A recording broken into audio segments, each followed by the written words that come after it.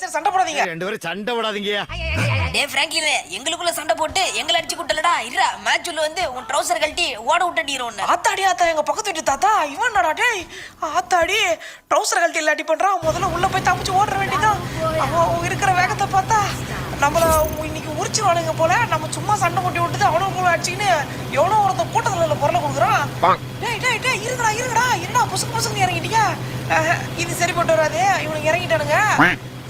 வேலைக்கு வந்து நம்மளும் பார்த்தா இறங்கிட வேண்டியதான். இது சரிப்பட்டு வராது, இறங்கிட வேண்டியதான். குதிச்சிடுறா பிராங்க்லின். சொய் அப்படா குதிச்சாச்சு. என்ன இந்த வேகத்துல போயிட்டு இருக்கு? போற வேகத்துல ட்ரவுசர் கிஞ்சிருமா? ட்ரவுசர் கிளியாம இருந்தா சரிதான். மானும் கப்பல் ஏறிடுமே.